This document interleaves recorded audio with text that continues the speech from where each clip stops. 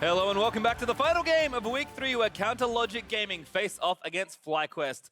Let's take a look at the players taking to the stage. First up, selecting blue side, it's Counter Logic Gaming. In the top lane, Darshan. In the jungle, Reignover. Mid laner, huhi. Their bot lane is Stixxay, support Biofrost, and Coach Stix. And on the red side, it is FlyQuest. Up top is Flame. In the jungle, again starting today, will be Shrimp. In the mid lane, Keane. Bottom, WILDTURTLE. Support, Stunt. And Coach Rapidstar on stage. Yesterday, CLG fans were able to celebrate the win over Fox, but it's not all sunshine and rainbows just yet, is it, Kobe? No, it is not. CLG fans will know that one win does not make a season, and they did show, significantly more restraint yesterday in their gameplay. They did have Nunu in the jungle, so diving and stuff is going to be a lot less likely, and Reignover was more focused on objective gameplay, and then they had Blood Boil for later.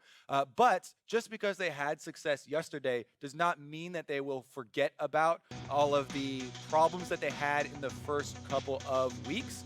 So they're still going to have to watch some of the over-diving and some of the chasing into losing scenarios. And for FlyQuest, they took a tough loss versus Team Liquid, but it's important to point out they still haven't started with their full roster, so some room to grow. Very true. As we said, Shrimp again is starting here. Keane has been playing as well since Fly's died in, so a lot of the academy players for these positions are still playing, and they're moving around a lot of these parts. That does make it a little bit more difficult to secure what style you're going to be playing with, and is Keane working that well with Anda? Is he working that well with Shrimp? How are the synergies going to be built, and what is this team finally going to look like? Right now, they're still trying to figure that out, and we're in a champion select. Yeah, bans are done actually for Phase 1. Talia, Zac, and Azir for CLG, with Zoe, Kalista, and Galio banned by FlyQuest. And Kog'Maw is already locked in.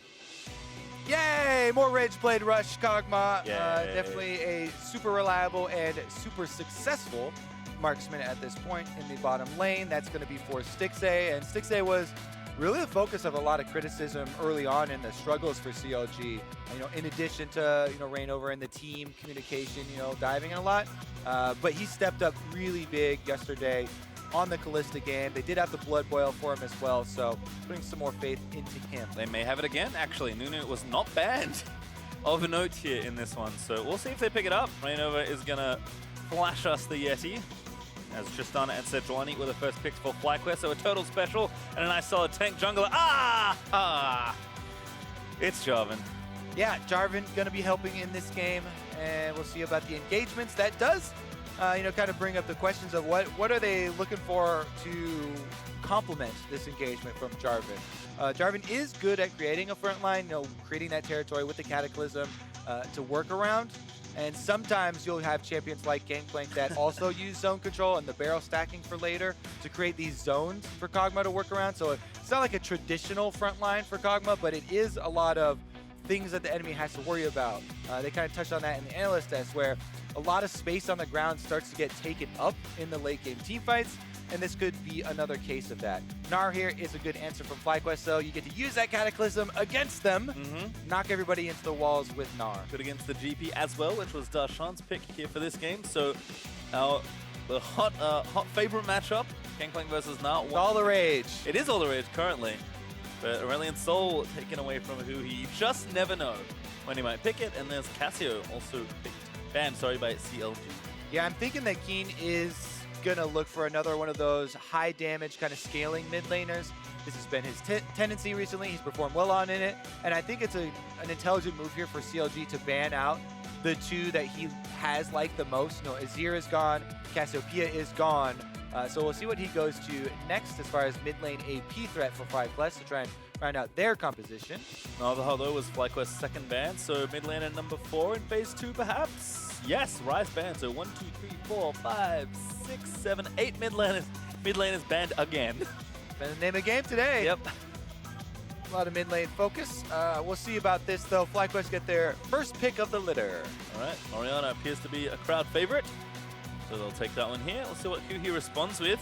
Pretty safe blind pick there from Keane, but huhi's played against this champion a ton in his career. Most professional mid laners have. So we'll see what he does want to take here. And of course, CLG have one more pick to make as well. Need a support, so we'll get first pick here in their duo lane. Yeah, if I'm CLG, things like Braum are definitely super valuable because you're looking for, oh, is there a Tom Kench or a Braum or the likes to protect this Kog'Maw? But looks like they're going to go for the hard engage option, as we saw last game as well. Alistar going to come out here from Biofrost. See if he can hold that one up.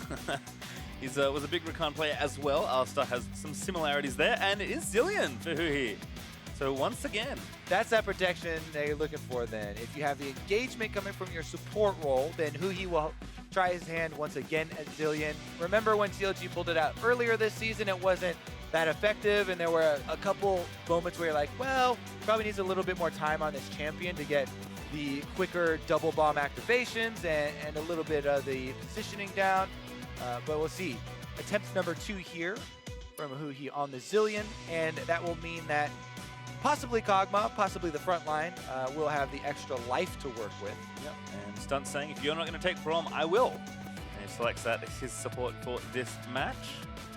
Curious stuff here between the two. I feel like CLG, a lot of these parts make sense. Solid bot lane, especially a nice mid-game threat in Kog'Maw there for Stixxay. Reignover on something solid. Darshan kind of more on carries recently. As always, huhi is the wild card for CLG, so something a little different here to try and protect these big late-game carries. Yeah, and this Zilean pick does feel more like, oh, we've had a ton of mid-lane bans coming through, and since Keane has already picked Orianna, that's comfortable into it. It's not so much one of those situations where like, oh, the other team is super hard dive, and they're looking to blow one person up, and this is going to be the team counter. Because, you know, Tristana and Orianna fairly standard carries on the other side.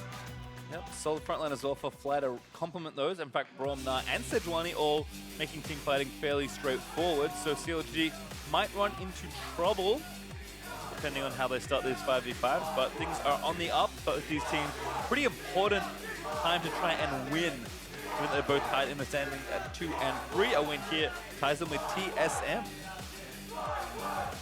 As the loud FlyQuest fans continue. I mean, a lot of CLG ones. You getting both parts of that, pastry? I am. Turns out, when FlyQuest fans yell "Go FlyQuest," the CLG fans yell "CLG." I like the coordination between both sets of fans. I always feel like they leave space enough for the other fan to get there. That's very thoughtful. That would not happen at other sporting events. You would just get more yelling and probably more fists. Instead, we'll move out into Summoner's Rift for our final game of Week 3. CLG and Fly on the hunt for win number 3. Looking to bat a 500 here after the first 3 weeks of play. Great lung capacity as well. Yeah, you guys want to shotgun? Certainly got the stamina. Stixxay has found one. It's WILDTURTLE. Just a bit of extra damage.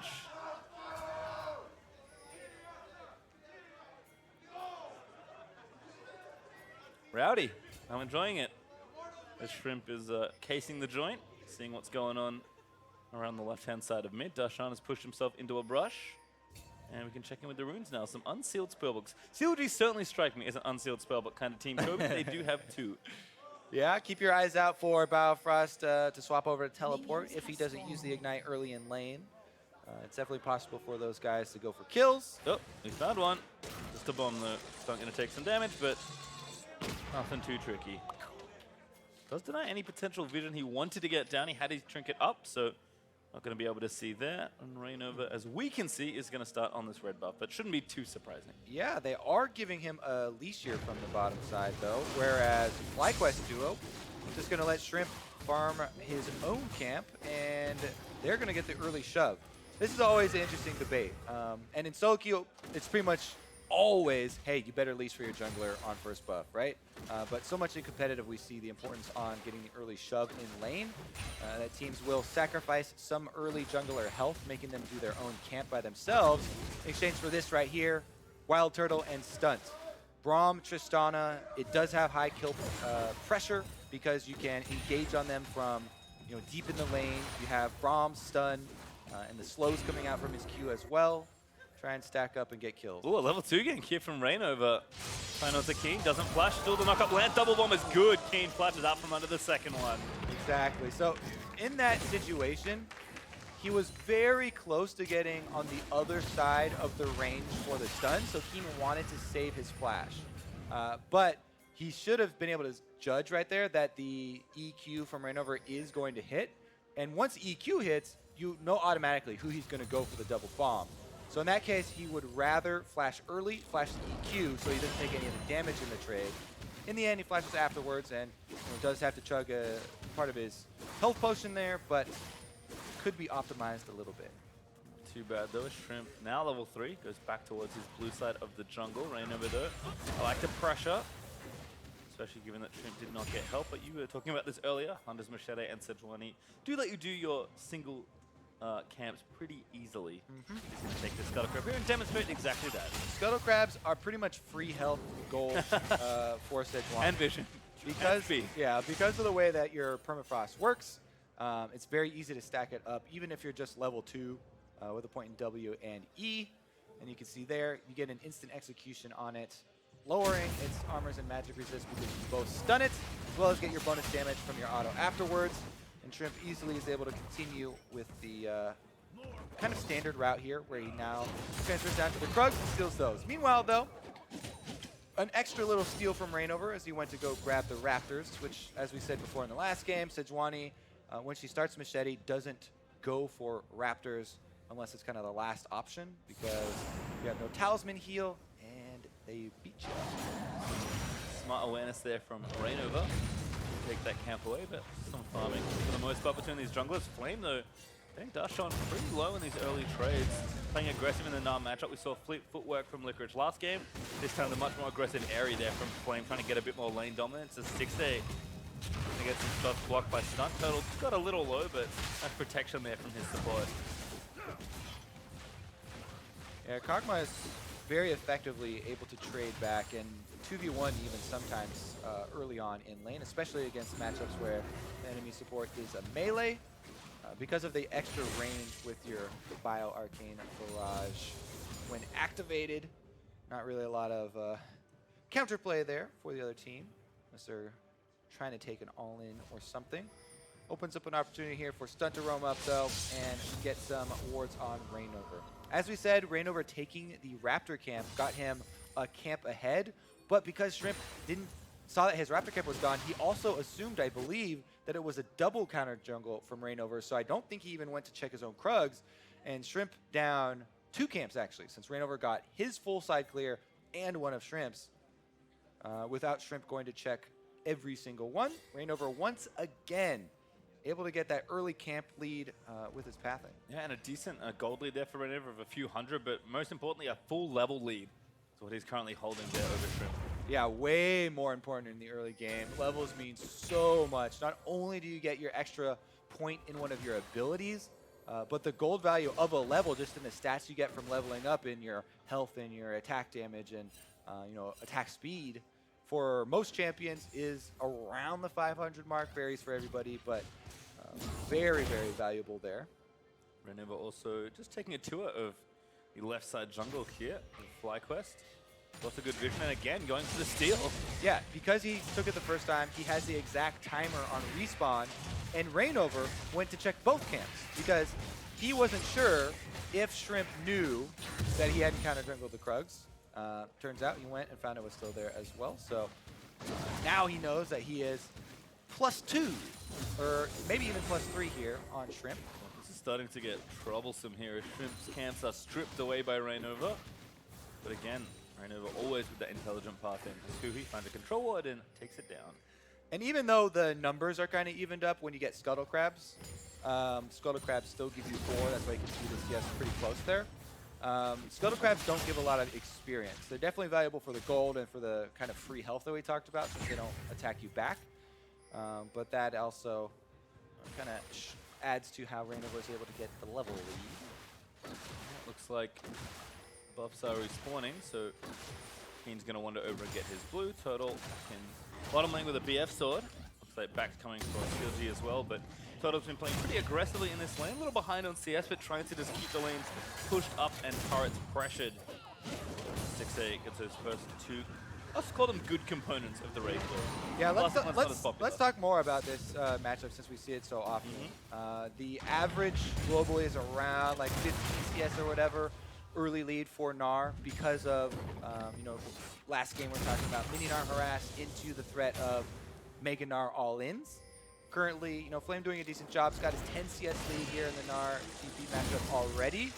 And that's after the minion waves have kind of stabilized and meet right back out in the middle. So Flame doing a pretty good job of harassing early. You mentioned the Airy he had. Here's the invade though. Shrimp on his red. Reignover continues to be very oppressive, and now he's got the mid lane push. So mid laner helps secure that steal. Nice zone there from huhi. He throws the bombs in towards Shrimp. He doesn't feel safe face checking, and Reignover now 6, stealing the red buff away, continuing to take good prizes out of FlyQuest jungle. Yeah, Shrimp finally now going to be able to answer something at least. He's definitely pretty heavily down and getting counter jungles, but bottom lane goes a little aggressive. Yep, Total going in. Ooh, Q miss from Stunt. Don't think it would have been a kill. Stixxay returns fire, but an ultimately Alistar is a pretty good target. Total and Stunt with a decent trade. Yeah, gonna chunk him out a little bit here. Meanwhile, Stixxay got off a decent amount of damage with the Kog'Maw afterwards on the retreat.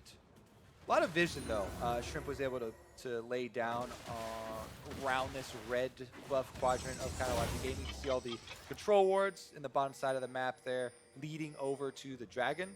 So even though Shrimp, you know, has been playing catch up with the camps, he's still within range of fighting capabilities, right? He's not getting blasted out of the game. You know, you don't really you'll get those ginormous leads that early simply from stealing camps. If Sejuani is able to get up to the level 6, you know, in time for the fight anyway, then it's just fine for her anyway. Able to land the crowd control that you want from her if there is a skirmish to break out. Biofrost now a little more threatening with everyone in the bot lane, almost everyone, sorry, hitting level 6. Stunt should be there shortly. He does ding over. But again, just trying to get priority and get out of here. And the control wards are being walked over. Not only this one in the Tribush that just got cleared out, but we saw it in the river. Reignover just cleared out the one in the Pixel Brush. Now he's moving in to get number 2. That was leading to the jungle entrance. And a lot of that vision that we talked about is being cleared out already. Now he's going for the super deep invade. Yeah, looks like he might have the pressure here. Flame though, in onto Darshan. Doesn't land the ultimate though, so Darshan oranging early, making sure he doesn't get hit. Flame though, still building up a nice CS lead, so putting some cooldowns for harassment is fine. This is definitely a dive here from CLG. This is a post-level 6 Alistar. Keane's like, yep, I don't want anything to do with this.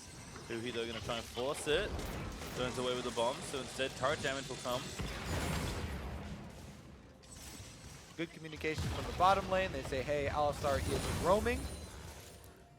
And that's how you save a life of your mid laner. Ooh, nice tag on the bomb there. He's going to be able to get the first explosion. Finally finds one. As we have a pause. Well, let's see what's going on there in short notice.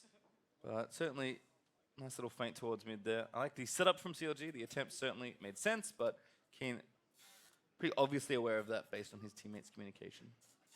Yeah, they saw Reignover invading in the jungle, getting his deep vision down, and then the roam from Alistar there. Biofrost attempt.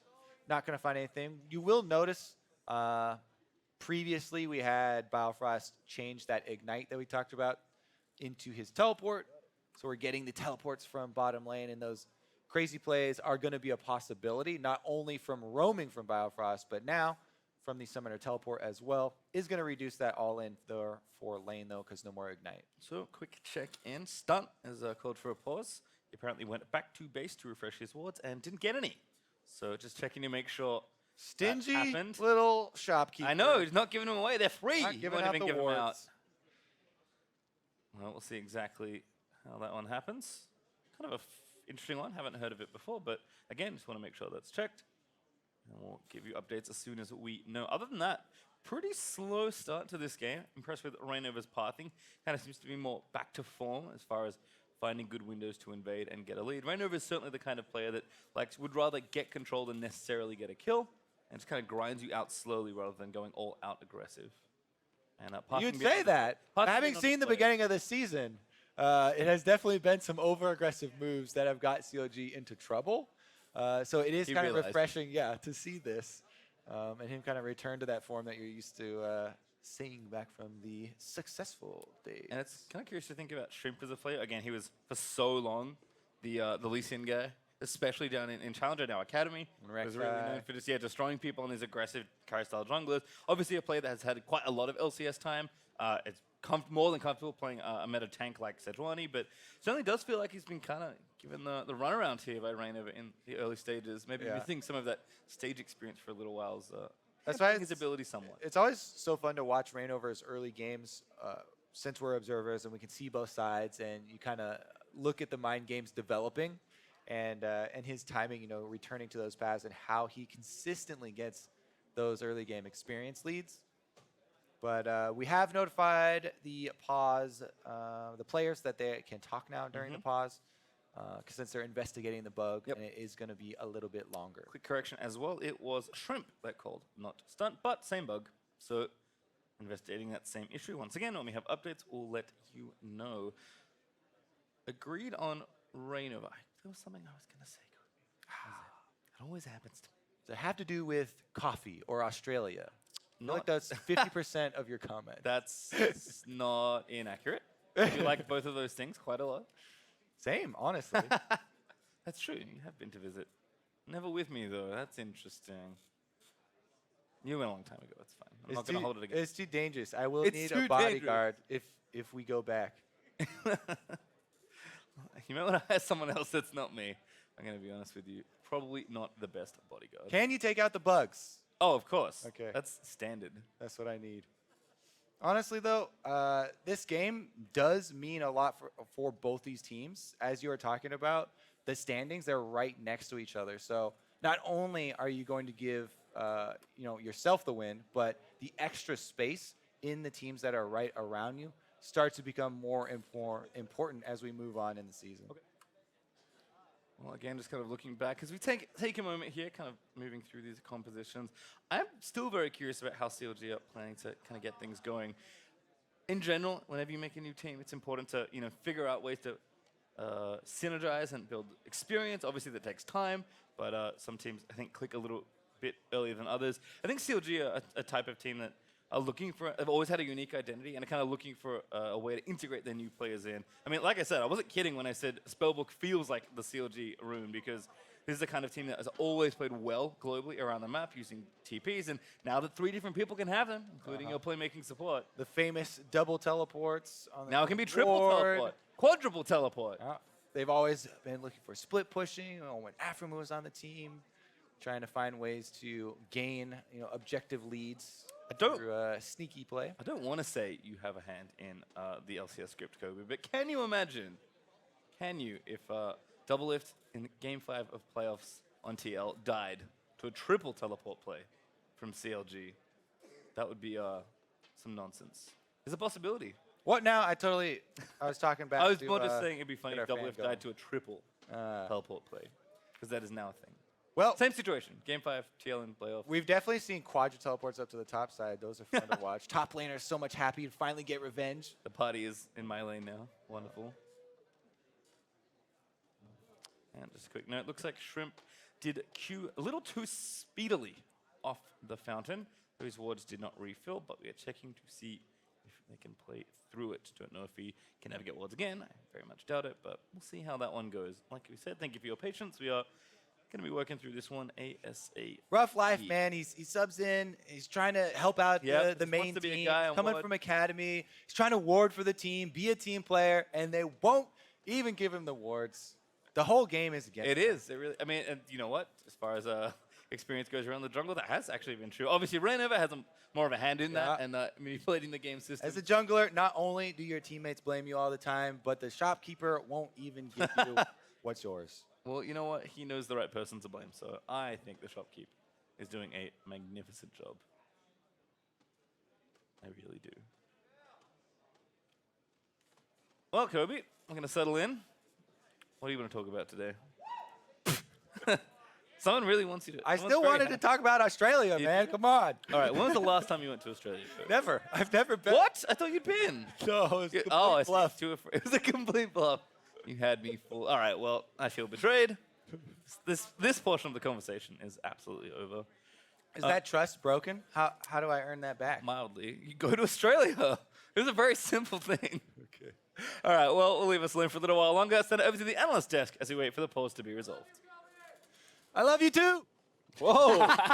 We didn't say that. Thank you very much, Pastry. Love? I love you, not Pastry. us. I love you so much. We got a little bit of a pause here. We are going to be chrono breaking, so we're just giving them a little bit of time to get that sorted out on stage so we can get back into game. But we will be chrono breaking essentially to a dead ball state, a point in the game where nothing super impactful is happening, and it is because of a ward refresh on a back. So nothing too major, just got to get it sorted. While that happens, we're 10 minutes into this game. What are our thoughts so far? It's been a strange game. So Reignover, as we've seen him do on numerous occasions, is blue side jungling and frequently invading the red buff and enemy raptors. Like, that's pretty much what's given CLG his advantage.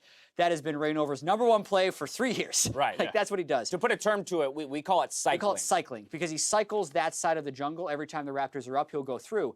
The problem with that is you shouldn't be able to cycle when your top lane doesn't have priority. So we're really confused why Flame on Gnar isn't stopping that cycle. Right. Yeah, because there's some times where it's like, all right, it's just the Raptors, and it's really hard for Flame to get all the way down there. But then there was the red buff invade that came in, and it was like, could Gnar have not moved at all? Is there something more they could have done to defend the red buff at least so he hits level 6 and doesn't have to give that up? Right. It's a strange situation that's so effective and kind of hints to the mismatch in the jungle. Jet and I were talking about how these two players are like complete opposites in how they approach the game. You know, Reignover's efficiency, PvE, get all the like camps I can get and all that, and then Shrimp is like, I'll sit in the brush and level 2 gank you 3 minutes into the game. Right. Yeah. He's happy to look for the kills in any way, shape, or form. Kind of to your point, Jad, around Flame and not coming down to help end the cycle. I think it's made even more peculiar by the fact that this is an established pattern for CLG, right? It's not like, oh, in this game they're needing to recognize, oh, this is something that's... No, it is literally a Reignover strategy, you know, in a sense. And so even more so, I feel like we can throw that kind of criticism towards him for not even, not expecting it. Yeah. And stopping it, preemptively stopping it. And honestly, I think it does speak to a lack of synergy on the FlyQuest team. Flame and Onda were friends from the old Immortal squad. Onda was a backup for them. And we know Flame talked about that being one of the players he was most excited about playing with on FlyQuest. Right, and in the first 2 weeks, Onda was the starter. And this week, it's been Shrimp for both games. And that is a synergy that should work. Pushing top laner in this matchup should be Gnar, is Gnar. We've seen Hanser do the opposite to that matchup. But in this game, it's playing out the way we think it should, with about a 15 to 20 CS advantage for the Gnar. You have control of your own red buff. Like, you absolutely should, but Flame is ignoring the jungle, and Shrimp is not able to get his jungle back. It's definitely a situation where you have to be intelligent about it because the GP will all kind of join in the fight that way, and maybe he'll collapse. But you should still be able to at least push the Jarvan out. If Gnar runs up to him and starts auto-attacking him and slowing him with Qs, you'd think you would have to be a little nervous. Right. That said, FlyQuest has by no means lost this game at 10 minutes because they didn't defend their Raptors a couple times. So I kind of now want to put context to the actual game state, maybe where we would expect both these teams to go in the next 5 to 10 minutes. So it's an interesting game. I think in the next 5 to 10 minutes, it's hard to say because the map has mostly been left open, and it seems like it's unlikely that it's going to be FlyQuest getting up to the top side to snowball that Gnar advantage that they have. It doesn't feel like they have a great way to get up there, as for the most part, Keane's been on the back foot versus the Zilean. So I'm not exactly sure that would be the obvious place to go to, but it doesn't feel like they have a path to get up there. Yeah, and I'd talk a little bit about the way that CLG needs to play, and I'm wondering if they're going to be able to do that, because Reignover has been a good PvE jungler and a poor initiator. And we've seen one huhi game on Zilean that wasn't so good. So he's put some more time into that pick since week 1, clearly. Watching the way the team fight should play out, it needs to be Reignover and Biofrost leading the charge on that initiation. They haven't been able to have those guys lead the charge on the initiation so far this year. Because of the cycling, because of the dissynergy in the top lane for FlyQuest, CLG does have that edge where they should be able to pull that trigger, but it's going to be a test of whether or not they can do it. A lot of shoulds, a lot of shoulda, woulda, couldas in a lot of situations. Like talking about CLG, man. Very hypothetical. It's also interesting into the FlyQuest team comp just because on paper, Kog'Maw GP outscales, but the front line is a little bit weaker. You also have a better supportive mid, I would argue, in Orianna, because not only can she shield and speed up the Tristana when the resets start coming, but she can also set those resets up with a big shockwave combo, which works with Gnar. They have this crazy kind of wombo built into their team comp where if both teams are just kind of poking at each other, yeah, obviously give me CLG's comp. But if they flub the engage, it's a little nervous into FlyQuest comp. I was about to say, I'll admit, gut feeling about these compositions, I'd prefer to be on FlyQuest's side of the equation only because I feel it is such a well-rounded composition. And I would say the execution complexity of their composition is lower. Yes. Right? You have the Sejuani who just sets up for the Orianna ult, and the Braum is just a good defensive thing. Whereas CLG is like a lot of skill shots with GP and team fights, very unreliable, and Kog'Maw can get caught out at any moment, on top of the fact that Zilean is just an insanely high skill cap mid laner with the bomb micro, as well as speeding people up with refresh cooldowns into your ultimate. Like, there's a reason Jensen's been the only guy to really pull it out in North America. Yeah. It's a really hard pick to master. Now, we've called out Darshan as being one of the better performing members on CLG, but we've also thrown criticism at Stixxay. Stixxay being on the Kog'Maw, the, you know, again, the champion that would be very easy to target in this composition. What is our feeling on what Stixxay would have to do to kind of prove to you that he's back in that conversation for, you know, one of the top ADCs in North America, the way he was around their MSI performances? Avoid all of the shockwaves. Yeah. That's the challenge this game. Is just positioning. In terms of like who the onus is on to start these team fights off, it's obviously the Alistar and the J4. So and then Kog'Maw doesn't flash in. he just hits closest Are you target. sure about that? Pretty sure. I mean, Okay, I just maybe wanted to there's an Aura verify. shockwave. It's been you a long flash weekend, over. Mark. Seen a It's few been a long things. weekend. Yeah, it's game 10. Gotta remember to keep your mental focus here. Game 10, day 4, as you know.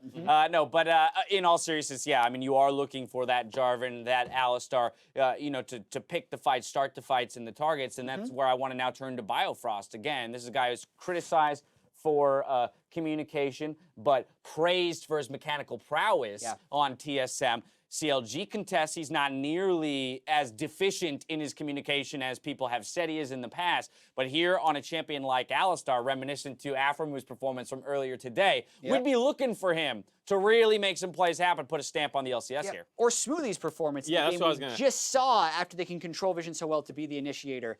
It's a big moment. All right, I'm going to cut you off, or you can end Great. for me. Yeah, perfect, because I'm hearing that we are about ready to hop back into the game. Chrono break has been accepted, so the game will be sent back to 10:18 when we come out of the pause. Gentlemen, take it away.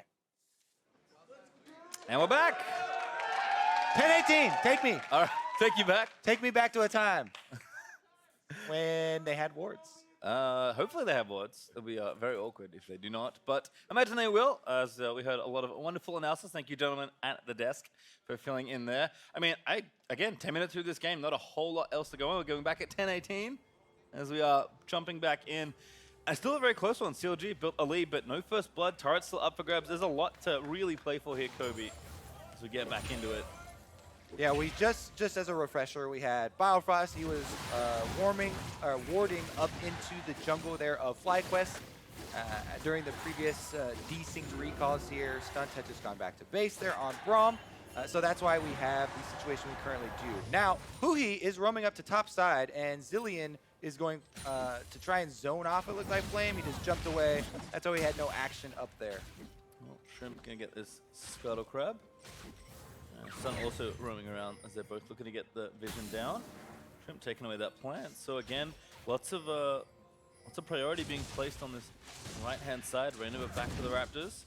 He's going to get spotted out this time. Biofrost with the blast cone sends Stunt into the Drake pit. I think they're both winners in that situation. I think so too. They both get to go back to the sides they intended, and FlyQuest gets to start up the Drake. You know what? I like that Drake. I'm going to go ahead and start this as Stunt with Shrimp and WILDTURTLE. 3,000 health. They're on the way. All right. Well, looks like Reignover's not in the area, so it's going to take maybe Biofrost heroics or a living artillery to snipe it down. Stixxay! Oh! He got the Ocean Drake. And Shrimp with a little bit early smite there on the Drake. You got to test him. Test failed, unfortunately, there. Biofrost though getting aggressed on. Ultimate already top, but the damage is actually coming out. Ignite burn for the Stunt, though, as Stixxay returns fire, and this Kog'Maw.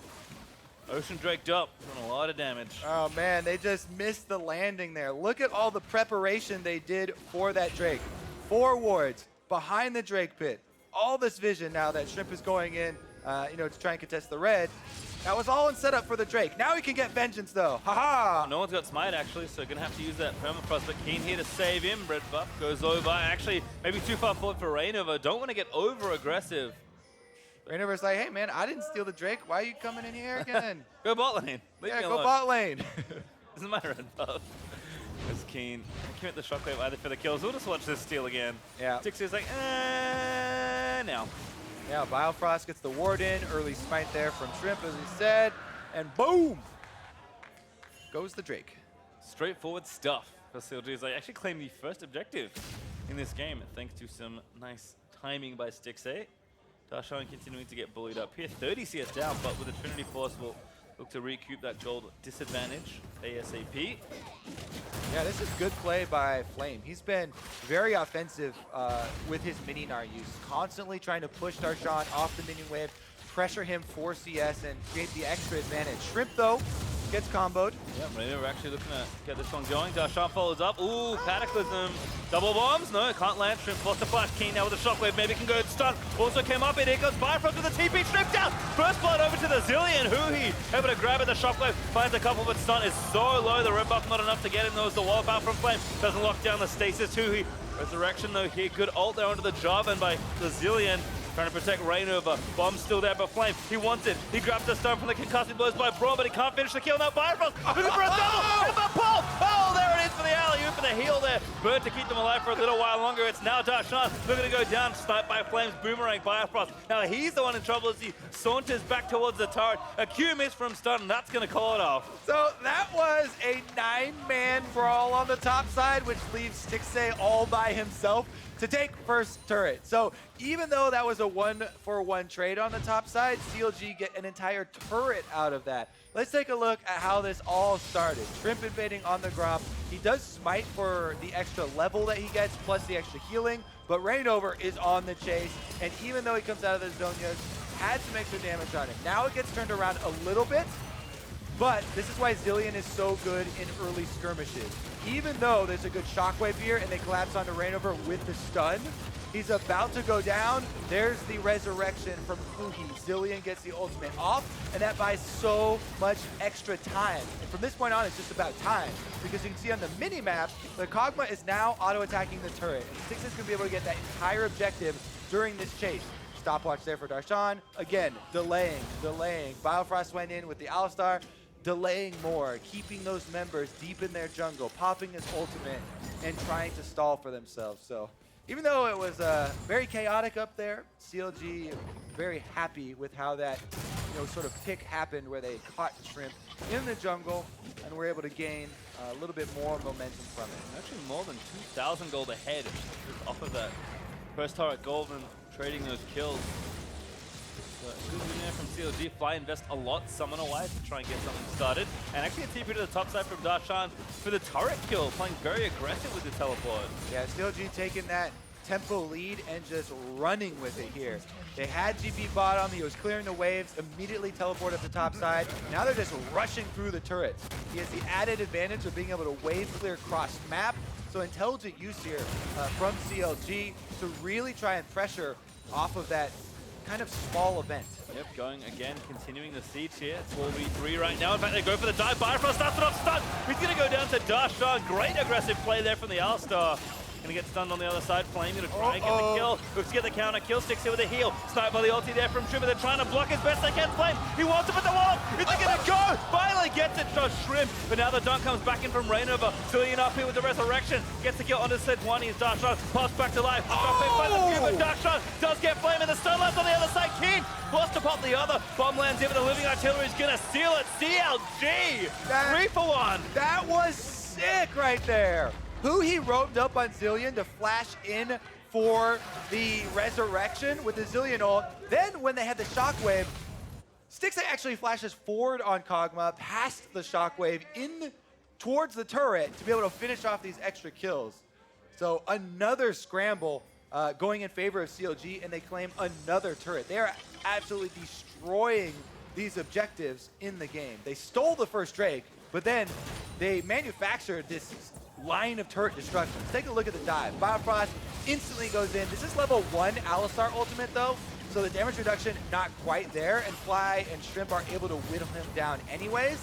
They go for the ultimate to try and snipe him. Then Darshan is going to take the rock from Flame to buy a little bit more time, but Shrimp eventually finishes off anyways. There's who he's flashed in to get the resurrection, but Keane also is trailing here on the Orianna, and he's going to get a big shockwave here. Boom! Stixxay flashes forward towards the turret, allowing him not only to dodge the damage, but also finish off the kills. Very stylish there from CLG, but also very successful all of a sudden. Almost 5,000 gold ahead with an Infernal Drake ready as they look to take their second Dragon objective. Decent warding here as they keep Fly out, and this should be Infernal over to them. Yeah, this game just snowballed so heavily.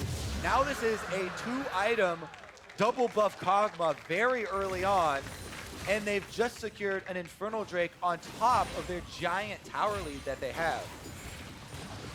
Darshan even getting a bit more aggressive with his build. Youmu's actually is the second item after Trinity Force, so might be looking for that lethality. Again, CLG I think him closing this game a little more quickly will help, at least in the earlier stages. Rift Herald also up for grabs, but not for too much longer. See if team's doing a look for that, or CLG is happy to keep up that turret pressure. Keane takes a big chunk of damage from that bomb. Huhi now able to pretty easily clear these waves. It looks like he'll go back as well. Leandru's probably done in the recall timing, and it is. So from nothing to a lot, actually. Pretty much 2 items done for every carry on the CLG side. And they have synergy as well. You can see that all of the CLG carries are going for flat penetration. So that Leandru just talked about, Zilean, he has very good base damages with the bomb. You know, doesn't scale super great for, you know, late game with AP stacking. But early on, especially with flat penetration from his Leandrus, as well as the flat shred from Kog'Maw rushing that with 10 seconds, there are not magic resist items on the table here for FlyQuest at all. So those two are going to do a lot of damage, seeing as how Kog'Maw gets a bunch of magic damage in his profile as well. And then that in combination with a Gangplank, Darshan over there with his Trinity Force plus Ghost Blade, CLG have so much burst damage that they are well positioned to continue this snowball and continue to press the pace of the game. They have an Alistar ultimate with huge damage reduction, plus a Zilean ultimate for the huge power of mid-game revives. Well, let's see how this pressure around the mid turret goes, because that's kind of the last obvious objective for CLG to want to knock down. FlyQuest also trailing in turrets. We'll see if they can counter-attack, but right now Turtle busy with the long lane top, and also Wave moving towards them. Biofrost has found Turtle. He's going to go for the combo follow up there from Reignover. We're going to try and dunk him down. The stun is good, and oh no, Turtle is going to get away. Had the stopwatch, burns it. Yeah, good use of a stopwatch there. We've seen a lot of people using stopwatch in situations where there is no out, there's no help coming. But in this situation, you know, he's got stun coming, he has the support coming, so he doesn't waste any of the other abilities, and he is able to save his life here. So maybe they could try and fight CLG out of their own jungle. Out of turret, though, goes over as the dunk lands in. Pulverize after the double cataclysm as everybody flashes out, but CLG will follow. Biofrost got aggressive. Yeah, good interrupt there from Stunt using his ultimate, but that did leave mid lane a little bit open, starting to chip away at this turret. CLG then refocusing back to the secondary one and try and continue the siege. Again, they have all the controls here to push the pace of this game.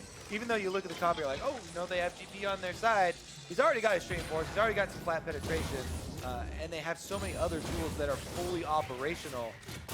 They can really close out FlyQuest right now. You can see FlyQuest trying hard to fight their way back into the map. They're moving in the 4-1. Flame's gone down to the bottom side, and the rest of them are already worried about Baron vision. Yeah, and again, just to kind of represent this total gold lead from CLG, Flame has done a very good job keeping Darshan down, drawing a pretty massive CS lead in that lane. But Darshan's 2,000 gold ahead of him, like just based on that's all the Gangplank. Exactly. He got early access to cryptocurrency. He invested. And turrets. And now he's rich, even though he has not CS. Ah. Well, good investment there from Darshan. Turret's going to fall, so Fly finally going to cut that turret lead in half for CLG. Only 4-2 up now. Gold is nice, but CLG still with so much pressure, particularly with the outer ring fell. The Stixxay with the QSS can play with even more aggression in these team fights. That's what we are definitely looking for with this combo. Biofrost on Alistar has done a good job of initiating, you know, no hesitation there, and they definitely have, you know, the tanks to follow up here. Reignover full tank, rushing a bunch of health, good against all sort of offenses. So let's see if they can actually set this up. Because you would think that the next option would be to move over to the Baron, but FlyQuest did a good job of already setting up their defenses there. So Maybe CLG continue with the siege that we just saw. You know, there's only 1 minute and 20 seconds left on this dragon, and they could go that route instead. Darshan also getting things started in the split push. There's a Phantom Dancer now finished. Flame does have 2 good items for the side lane as well, with the Frozen Mallet and the Black Cleaver, but CLG still in the offensive. Decent Gangplank ulti as Biofrost tries to get in with the Mobies. Zilean unfortunately not there for the super speed up. And Darshan also getting pincered, but he'll run back towards his teammates. Yeah, you can tell they are willing to throw pretty much everything right now. Oh, greedy cow. Reignover starting with a dunk. Biofrost lining it up. The shockwave doesn't quite hit enough, and Stunt gonna get knocked around. Biofrost there finds a Polby trying to zone out the carries, but he's taking a little too much damage. Stixxay, another great flash forward, finds the kill on the Stunt, looks for the shrimp kill, and the flag grabs it for Reignover. He's deep though. A little too deep. Yep, way too deep. Keane able to get that kill as Turtle takes away the blast cone option. Turtle now laying into Darshan. 2-item Trist, not bad at all. Definitely getting scrappy here. As CLG, really, you could tell they want to throw everything that they had to force fights now because of the factors that we were talking about. But right there, FlyQuest did a decent scramble in order to get the single kill for themselves. You can tell the pressure of the game, though, and the way that this one is trending. Now we're only 10 seconds from the Drake, and they can get right back out to the objective. Here we go, though, into the control ward brush. Reignover starts it off. The only problem here for CLG is that their 2 carries walk up, so it's a very good eye for Keane there. He lands the double shockwave onto the back line, which delays a lot of it. It allows WILDTURTLE here to get a lot of counter damage onto the CLG lineup. That's why you see CLG play very hesitantly with their backline there, and Reignover was left by himself, allowing WILDTURTLE to cut it back off and secure that one. There goes the Drake for CLG, though. Yeah, effective solo there for Darshan. Stixxay came for a little bit of damage at the end, but Drake number 3 moving now to Counter Logic Gaming. Darshan continues to accrue his gold. CLG push themselves further and further ahead. Gold leaders stayed flat-ish, still 6,000 gold ahead for CLG, but Fly not losing too much more, especially as far as territory goes, but Baron maybe the next big objective to look for. Yeah, and FlyQuest, at least Turtle feeling a lot better now. He's got his Infinity Edge, Static Shiv, and extra Zeal. So the Tristana definitely is threatening, and as we've seen, you know, Keane can get some good shockwaves. So FlyQuest are definitely not out of this. While CLG do want to push the pace, they have to be a little bit careful there, and FlyQuest are definitely looking for that big counter. As you said, there are a lot of things you have to keep your eye on when this team is concerned. You know, Stunt with the Braum, a well-timed Unbreakable, can definitely give FlyQuest the opening to get right back in this. Well, huhi finishes Void stuff, so CLG staying an item or a half item ahead of their counterparts for the most part, with the exception of Darshan, who's cheating. And like you said, bought into the crypto. Yeah. Also, the extra turrets you're talking about killed so early on. And really inflate the global team gold bank. Reignover just doing his thing. Got that sweeper, clearing out vision. Looks like CLG are lining up for this Baron. No Drake for a few minutes. Darshan just took the last one. And it is a mountain. It's pretty okay. Try and close out this game, but CLG know where the big prize is, and we'll see what they can get lined up as Darshan goes back to the bot lane to start that pushing. I think after that last little skirmish in mid lane, CLG are pushing a dive out of there. Biofrost, ooh, doesn't quite get it. Stunt actually with a good hop away. Tag, no ult there from Braum. Grabs a knockup, but it's just a little short. One cooldown kind of baited there, so CLG should feel a bit more comfortable in doing the Baron bait. You have a Gangplank to split push, Darshan off on the side, and then they can retreat to control wards around the Baron. But FlyQuest are very well aware of this, and Shrimp right now doing his best to fight that vision war. They can secure this Scuttle Crab, which would remove a lot of those options. Stixxay also willing to get aggressive. 3 items done with a QSS for safety. Had a great QSS in the last fight off the Sedge ult, so with huhi able to speed him up. Everyone remembers Kog'Maw, very similar. You don't get the same protection, but you certainly get comparable, if not better, speeds. huhi is one of America's most trusted networks. As Stunt, nope, maybe caught the other side. Biofrost starting it off. We're gonna try and stun WILDTURTLE, but the GPL doesn't quite catch the rest of FlyQuest. Keane gets double bombed by huhi, but he'll be all right. Yeah, good kiting there from FlyQuest. They're able to get out of the duration of an Alistar ultimate and a Gangplank ultimate used. That being said, CLG still with the big advantage, and they're trying to push ahead. CLG looking for a seed again. Stixxay is playing up, even hits the turret with all the champions out of range. Biofrost also lining up a big old play.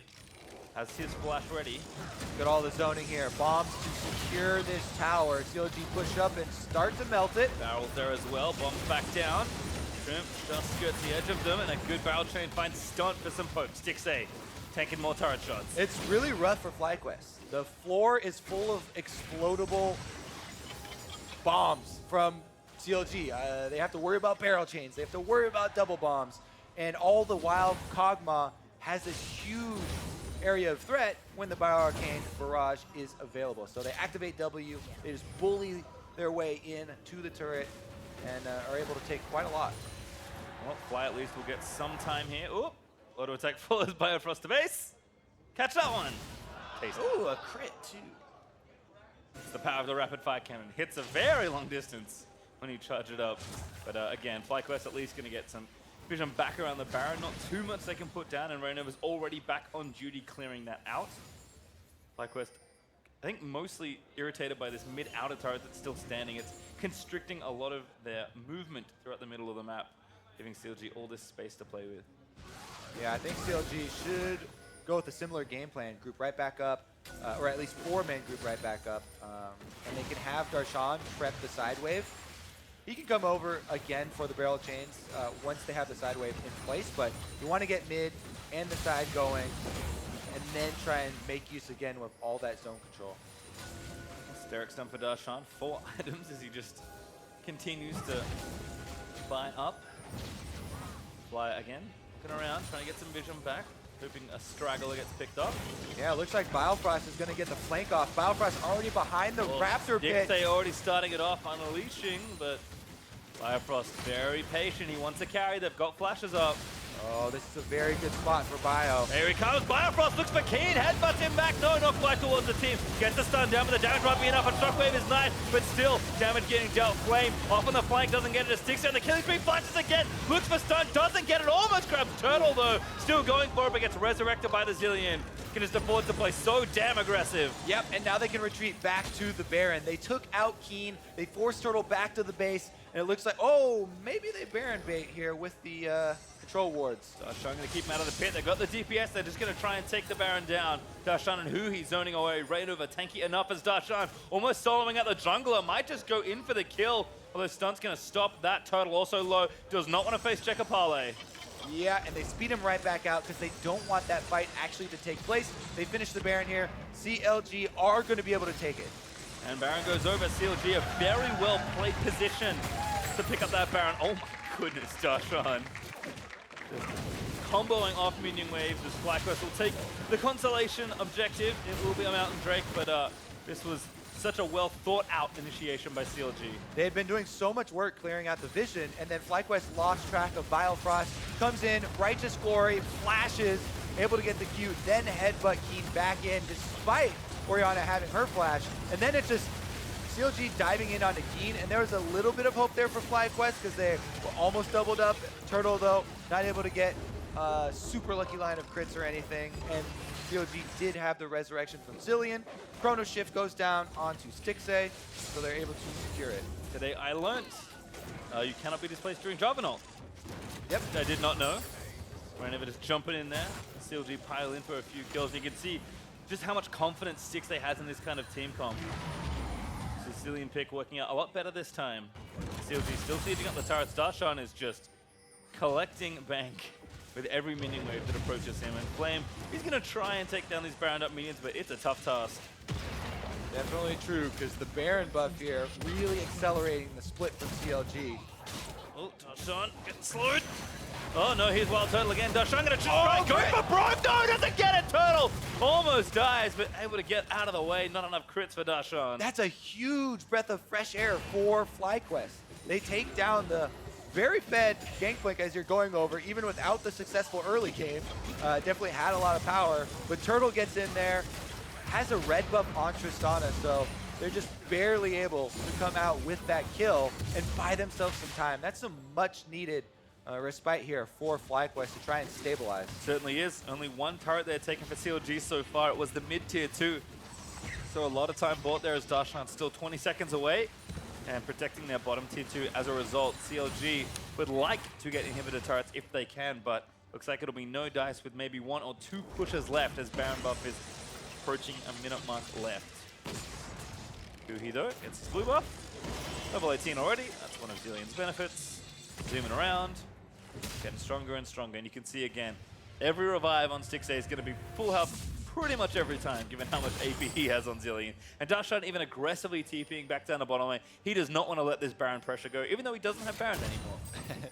Yep, rest of the team, though, they still want to push the pace. And CLG right back out to the... Oh, same plan for FlyQuest. Darshan maybe a little too keen to get the push going back. Oh my god, Turtle! Does push him away, but Darshan hungry for a parlay, not going to grab it. Stunt there for the save! And Flame takes him down. Here comes Reignover trying to finish off the carry, but not so lucky. Stoneplay pop there for the Jarvan as Bio back in. Now Stixxay here for the DPS, and goodbye Stunt. Stixxay on a rampage takes down the Braum. Darshan was angry about that one. He wanted Turtle, but Turtle able to survive. In the end, CLG collapsed. They get another one. It is a trade. Even though it's support for a top laner, the Baron buff allows them to continue to push. Kog'Maw's level 16 here with the support of Zilean. Yeah, Darshan's back to the Baron. Oh my god, the dive on the King. Goodbye, huhi. Able to slay that one as the tower now exposed. The Stixxay running in onto Flame. Shrimp lowers Turtle. Tries to get some shots around the other side. Huhi does burn the ultimate there to save himself and Turtle. He wants to hunt for a kill. Finds a controller. Turret's going to go down. 40 seconds till Keane is back. Stunt in 5. Inhibitor will likely fall here in bot lane. Turtle's trying to be the gatekeeper here and keep them inside. Playing with a lot of fire, but that inhibitor is going to stay up for now. And actually going to keep chasing. Stixxay tag. QSS is off, very speedy with the Zilean speed up. Huhi though, better play coverage. Good ult from Darshan. Slows the rest of them down, but Stixxay still getting chased. Ult back up there for Zilean. He's going to get resurrected, but what teammates are here to save him? The answer is no one, as Stixxay going to get chained. Stun for days. Turtle grabs the shutdown. Turtle is just fighting his heart out here, trying to keep FlyQuest in it. And again, they buy themselves a little bit of time with that kill, but you can tell CLG being relentless here with the push. All right, it was same game plan. FlyQuest knew they don't have a lot of options. They don't have time either, so they go for the kill onto Darshan. Turtle saves his flash, uses it at the last second, baited Darshan in there. Darshan saw that counter kill in his eyes, and he was looking for the revenge, but wasn't going to be there. Even so, CLG still have Stixxay, this fed Kog'Maw, sped up by Zilean, and they're able to counter. Well, nice job there from CLG, but FlyQuest defend their bottom inhibitor, keeping themselves afloat in this game. Turtle, also you mentioned, certainly has been building up strength. 4 items now done. It's the kind of player that certainly plays to the end. Could potentially pull FlyQuest back over the line after they've been 10,000 gold down. Game's getting long here, and with that pause, players going to start to feel a bit of mental drain as well, but have to focus on the big objectives. Elder Dragon up minute 5, Baron about minute 40 after that. CLG though, interested in Baron for now. Elder Dragon not hugely beneficial to either team. Fly only with 1, CLG with 3, but only 1 Infernal. But if it's up, you might as well take it. Yeah, the biggest thing here is that Infernal or Elder Dragon coming up early means that CLG could use that to try and draw FlyQuest into them. They do operate very well if they're able to get FlyQuest to move up and try and check these big objectives. So that's going to be the area they transition to. 33 seconds left. And it looks like they decide they do want the objective, as you mentioned. Can also help them take the Baron, so should have plenty of time and certainly plenty of damage to get this all taken. Biofrost with a few wards down. Reignover trying to get vision, but counted away as FlyQuest sweep through that choke towards the river entrance. Stixxay, the huge threat whenever the cooldowns are available. He's only getting stronger as well. Has a Blade of the Ruin King to finish. And then we'll see if he wants to swap things out, if the game even goes that long. Stixxay, though, just hitting air, whoever he can find. Even the Braum with the Unbreakable up, even Flame, the tanky Gnar. Although he's not that tanky, actually. I take it all back. Reignover caught, he's out. Black and Drax to safety. CLG going to play this slow. And you can see the ebb and flow of the team fights revolve around the W cooldown for Kog'Maw. Bioarcane Barrage is up, he goes offensive. Good stun there, not to stun. Bomb damage is decent, but Braum's pretty tanky, especially with the door up. Bioarcane Barrage is down, then FlyQuest go offensive, and they chase him off. So they're just kind of rotating here and trying to switch it off. Ooh, that's a good stroke for the shotgun, but again, Biofrost looking for turtle. Finds a 3-man pulverized bombs. Don't quite connect after it, and it's a bit of a chaos here in the rest of it. Stixxay still hitting away as Darshan trying to keep Flame and Shrimp out of there. Dunk there from Reignover. Finds it, could try and seal it, but Turtle, he's able to hop out of the way. Huhi zones him off with the bombs, and Stixxay gets another kill. Shrimp able to fall down there. Turtle still fighting his heart up on Flame. He's trapped between the rest of CLG. The GA will resurrect him, but it's already 2 dead on the side of FlyQuest CLG. All members up as Stixxay gets another kill, and now Turtle wants to try and just do something and get a few kills, but no luck, and ultimate almost back for Zilean. Stixxay lived again. Another big flank from Biofrost to start it off, and another teamfight victory for Counterlogic Gaming. They are going to stick around, take the Baron right here while their double solo laners defend Elder Dragon just in case there was a chance that FlyQuest were going to try and sneak it while CLG were taking the purple buff. Well, Turtle at least going to defend his inhibitor, but he's not going to get the Baron here. That will go to CLG. The Shrimp there for 5 more seconds, no chance for contest, and CLG have to be thinking exposed inhibitor in the bot side. Still some turrets to attack in mid and top. Perhaps one more push to win the game as we watch this again. Again, this is kind of the ebb and flow of the W cooldown is up, they speed up Stixxay, he goes offensive, gets a trade, then it's down, so FlyQuest move back up, they try and catch someone, but CLG back off, and then Biofrost, he goes around a control ward, comes behind FlyQuest, and he's able to target Turtle, hits him into the Gangplank ultimate, and then flashes for the AoE to try and set up a big stun there from huhi. The bombs do not connect though, and FlyQuest scramble. Now FlyQuest are trying to protect Keane, but Reignover gets in there with the Cataclysm. In that case, it's all retreat here for FlyQuest, and they're just trying to get anyone out alive. Unfortunately for them, Flame does go down, also losing the GA cooldown. Yep, that's become now done for Flame, but I don't think he had it before, and now Stixxay continuing to just carry through this game. 6-1 and 6, gonna take down the Elder. Reignover here to secure with the smite. And Baron buff still done for 2 minutes and 20 seconds. CLG gonna have a very powerful push. See if they stay out on the map, and looks like they will. They're gonna try and use maximum buff time here. I would too. Yeah, the powers of Elder Dragon and Baron buff combined. Counterlogic Gaming gonna try and use them to crack one of these inhibitor turrets. They might just run right past it though. If you know, Stixxay and huhi have been any indication. Well, this one should go down. I don't think Fly have any business trying to defend this. Walk by Stixxay that just one. plays up, and they're like, yep, all right, we agree. Just gonna let things chill out for a little while longer. Top wave not there for them, but building up slowly. See if CLG go mid. Yes, they will. And this is where the tricky part comes for FlyQuest.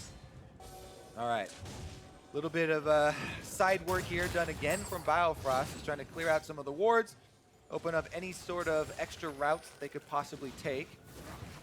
But honestly, CLG can go right up the middle. They've got so much power right now. They can even go for a dive with Stixxay at the front. Stixxay's just, yep, gonna hit the turret, free hit it, pretty easy. Fly not going in just yet. It's too hard to get through this Zilean-empowered Kog'Maw. Inhibitor still standing in mid though. Waiting on that cooldown. Stixxay is back up. There's the speed on him. FlyQuest, very few options to try and fight their way out of this one. Yep. Inhibitor goes down. Stixxay in mini range. Gonna take down that. No threat there from Fly. And a big wave, like I said, building from about 30-40 seconds ago. Biofrost's gonna go back, maybe recharge them wards. And CLG are gonna continue their attack. Why not at this stage?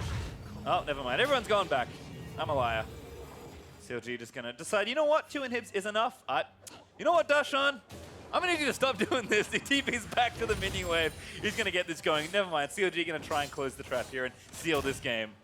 You can see the super minions out on the map now, trying to pile into the FlyQuest space. FlyQuest basically have 1 30-second window there for their fodder minions basically to hold before they are going to be pressured not only on top side by CLG, but also on their Nexus. Look at this wave.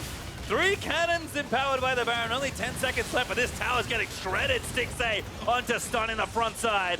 And CLG just going to crack this one down. FlyQuest need to pull the trigger very soon, or the game's just going to get run over by super minions. Yep, super minions are now inside, so are CLG. Stixxay's like, yep, come for me. Zilean's ready to protect me. I've got my QSS up. I mean, it's not a good situation for FlyQuest, so we have to try something. All right, Biofrost again. He's looking for a better option than the Sejuani or Braum to go on. He does have Flash, and he switched over to Ghost. Dodging all of these. Again, peppering Stunt. Last inhib's going to fall Keane for leashes, so we can't even threaten for a shockwave. And CLG just might stick around to cut these super minions in towards the Nexus. Yeah, there's not been an opening yet for FlyQuest, and it's not going to get any better. Running out of chances, though. Stixxay onto this next Nexus turret. Taking turret shots, but it doesn't seem to matter too much. Stunt, again, taking damage as Stixxay's just too fast, shredding the front line of FlyQuest. Patience here from CLG. No need to rush this one. Flame doesn't even have enough rage built up to transform in quite a while. So Stixxay again stepping forward. Looks dangerously close. Again, QSS stop on the Zilean. He does get trapped in it, but he's going to get resurrected. Back to full health. In the meantime, Biofrost and Reignover try and tie up the front line as Flame about to transform. A stun lands in onto Biofrost. He's trying to get away. Turtle with a lot of damage. Needs a one more shot. Turtle gonna go in for it, but the locket may have baited him. No, he gets the kill. Flame though low. Stixxay, he's gonna get caught up in the front side of it, but the damage I think is too much. Shut down onto Turtle as he went too far. Flame also going to go right back down after the GA comes up again, and counter Logic Gaming are alone inside the base. Yeah. Keane forced into the fountain. Reignover keeps him up. Stixxay forces them back to the respawn platform. Immune again by Zilean. He don't step into the fountain laser, but straight for the Nexus as CLG will tie with TSM as they look to fight them next week. Steam's picking up for this team, Kobe. The faith is restoring slowly but surely. Counter Logic Gaming on the warpath. Stixxay starts the game out by stealing that Ocean Drake with an ultimate charge from Kog'Maw. But really the big game turner was that play around topside. 9 members were there. It was a 1-for-1 trade, so that wasn't the focus. Stixxay was down bottom. They got the first turret, bonus gold, and from that little domino going down, CLG flipped the switch. They then got top turret, they hard push, they used GP, wave clear, and they turned 1 turret into a 3-turret advantage for themselves. I think the bot lane from CLG showing up pretty big here in this game. Stixxay looking great with all that support on the Kog'Maw. Chronomore looking really nice for CLG. Yeah, he had Nunu yesterday with the Blood Boil on him, looking good with Callista. Then today, the Zilean backing him up, resurrections, extra speed on the Kog'Maw. And it seems like they have found something to build around here with the team. So definitely a successful week for them. And then for Biofrost, was known for playmaking champions when he was on TSM, known for his Rakan last year in Summer Finals. Alistar's pretty similar. Got to keep that track looked a of lot them better. too. Biofrost did a good job. He was getting creative. Bioflanks. Yeah, the bioflanks there with the control wards made it difficult for FlyQuest to keep track of where he was. And he kept on, going back around through the jungle and finding a very good initiation. And we talk about styles for CLG. What are they good at? Getting vision, setting up the map. We know what are their bot lane good at? Carrying in the late game if you're Stixxay, and making plays if you're Biofrost. And it finally kind of came together. All that control they built up, all the map advantage, they actually converted into objective wins and even tower dives to try and push that game forward. Felt like they were just like a teenager early on in the season. They just wanted to fight everybody, and they were tower diving early on, throwing away leads. Now they've matured a little bit, and they're... Well, only 3 weeks in, we'll see how much more maturity they can get. Let's send it down to Olive Oil, though, and CLG's living artillery in the bot lane. Olive oil. That's a new one. Thanks, Pasta Time. I am here with Stixxay. Congratulations on your win. You got a noisy fan out there. But you went from last weekend, you said that you were having issues finding confidence on stage, to stealing, Dragon. You played amazing. So how did you regain that confidence? I think a lot of it just comes from my teammates are really just empowering me the whole time. And they always tell me, they believe in me. They know I can do it. So that just helps a lot. Now this weekend with the 2-0, it looks like CLG now has a better grasp on these games. Are we getting closer to seeing CLG at its best? Yeah, we're getting a lot closer. And I mean, as you can see, as the weeks are going on, every team is getting cleaner and cleaner. And obviously we're going to do the same. So. Now, this split, you lost Afromu as your support, and a lot of people saw the relationship between you guys as like mentor and student. Do you feel like you have to prove that you can win these games on your own without him? I mean, in a way, yeah. And that's why, it sucked the first few weeks. I was like, damn, I'm looking a bit lost first 2 weeks without Afro. But I think I'm able to do a lot of it on my own now. And it just took some getting used to. How's your synergy and pairing with Biofrost? I love Biofrost. He's such a great guy. And he's really easy to get along with. We just gelled like straight from the get-go. So it's really easy. What about him helped you guys gel together, like you said? I think me and him are very similar people. We do a lot of like team activity kind of things, and me and him are always grouped in the same kind of like person. People, you know, I think we're called the analysts, and everyone knows us as like the more quiet, reserved people on the team. And me and him just have a lot of similarities, so it's just really easy. So. Well, you have the CLG TSM game next week. Big rivalry. How are you going to prepare for that game? And is your bot lane duo Biofrost excited for that matchup? I would hope so. I know he always wants to, you know, prove that TSM made a mistake by replacing him. But, you know, just going to prepare same as any other game, so. Well, Stixxay, thank you so much for this interview. Congratulations again on your win. And to wrap up the day, let's hear it from the State Farm analyst desk. I love it. The screams from the audience as Stixxay and the rest of CLG pick up their victory. This time running back the Zilean pick in the mid lane behind the Stixxay Kog'Maw. This time to some success, moving to 3-3. Never thought they could do it. Never Super surprised. I mean, he did play Zilean a little bit in the past. It's not super surprising. They had a really good early game. There's that pause that maybe people don't remember it as well. There was some crazy top lane fight that went on forever with only a 1-for-1 as a result. And off the back of that, they got a big lead. They start split pushing down all these turrets, and the game kind of exploded and then slowed back down again. Yeah, it was quite a messy game, if we're being completely honest, with a lot of chaos going everywhere. And that's now been 2 of CLG's 3 wins have been pretty messy, and then even the Echo Fox game. But at the end of the day, they can look back, see that they're 3-3, see that they pulled the winner on the Zilean, and at least have somewhere to move towards growth. Because what we talked about a lot during the pause was whether or not they'd be able to initiate with Biofrost and with Reignover, and I say they actually could. Yeah, Biofrost in particular, huge game out of him. Just a ton of amazing flanks in those mid-game, mid-lane team fights where he kept wrapping around the sides and getting behind the enemy team. So that was a really impressive performance on Alistar. Want to call up one fight in particular, this one around 16 minutes into the game. CLG, 4-for-1 off of it. And like we said, kicked off by Biofrost. They're starting this dive off, and this was the play that really put the game in CLG's hands. The fact that they were already on the inner turret, you know, like you said, pretty early in the game, pre-20 minutes is impressive, and it was just after FlyQuest messed up that skirmish from the top side. They were chasing CLG around the map as they had better rotations, and then this fight is just really well played, in particular by Stixxay flashing forward through the Orianna ult to get back onto Flame, and then the double bomb onto Keane. Huhi in particular had a good game. Feels like he was a little understated because he did keep key members alive at the right times. He had pressure in the early game to allow Reignover to counter jungle as much as he did, and just landing some key stuns on top of all that.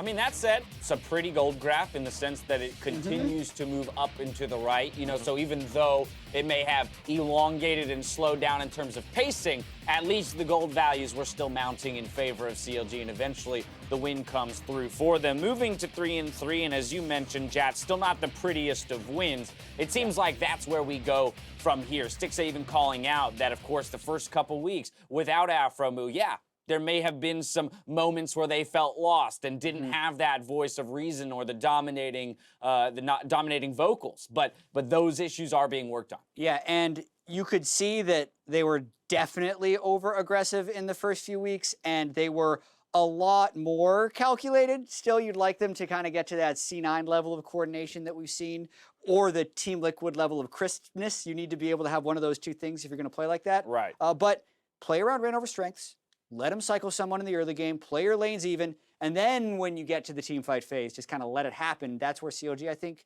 might have some promising future. Can Reignover make it through the season, though, being strictly a PvE player as we've deemed him?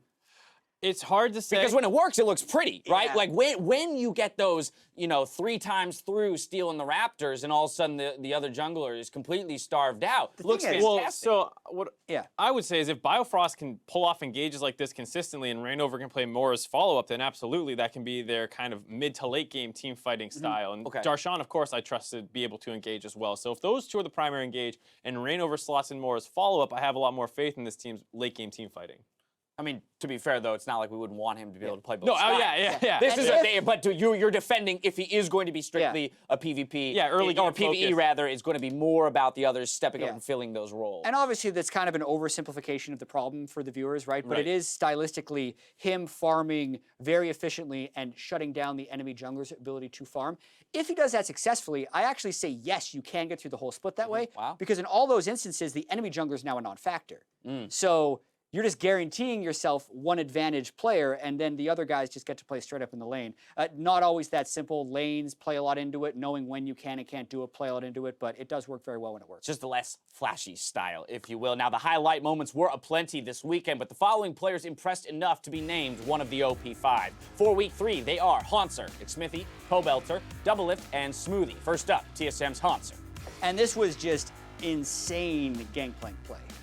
He is the only player in NAEU or LCK with more than one Gangplank game to not average a negative CSD, because he farms even or ahead in losing matchups. He's getting counterpicked every time, farming up, creating pressure, and then also being a beast in the late game. All right, moving right along, we find Team Liquid's Xmithie in the jungle. And we're going to get a bit of a trifecta here. Smithie, Pobelter, and Doublelift setting the record twice for fastest game. Obviously, Team Liquid's going to probably have a couple of representatives here. And Smithie in particular, comboing with Pobelter. A lot of these games were broken open off 2v2s in the mid lane, these kinds of skirmishes, and he seemed to always be where he needed to be to blow these games open as quickly as they did. You already hit it real briefly. Let's move to the mid lane, though. Team Liquid's Pobelter. This guy is on fire right now. 18-1-7, 62% of his team's kills. Yeah, that's not in week KP, 3. guys. That is just a K. Just kill percentage. Just That's a K. really high. And obviously, it was a little bit of a dynamic duo with the rest of his team. As Mark mentioned, having the 2 fastest games of the split this week. Team Liquid now with the 4 fastest games of the split. And there you go, Doublelift. They're stepping up. They stepped up across the board, right? 22 KDA. It was 16 coming into CSD. today. He's got a monster KDA. Yeah. All right, that brings us to our 5th and final member of the OP5, would be Cloud9's Smoothie.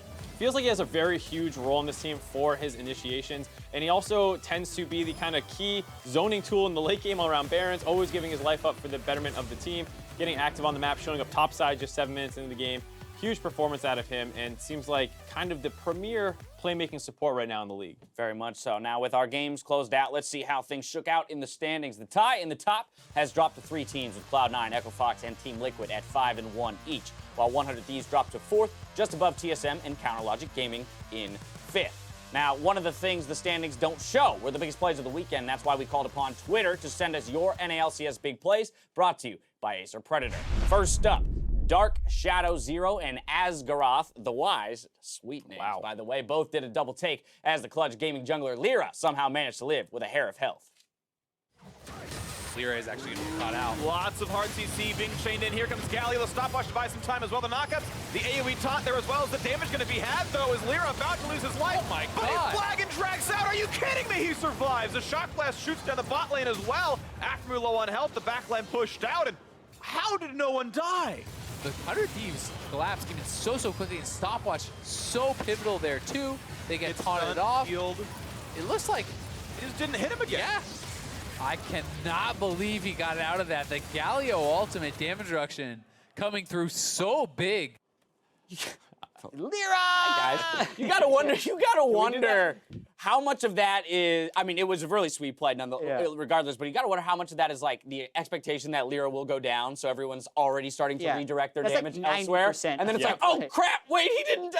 They didn't even use the Shen ult on him. That's kind of the most boggling thing to me in that play. Yeah, it looked like there could have been more that even Clutch Gaming could have done to keep him alive throughout that team fight. Right, next up, the Garden Girl and Judge Arcadia praised Cloud9's playmaker in the bot lane and how he set up his team for success around the Baron.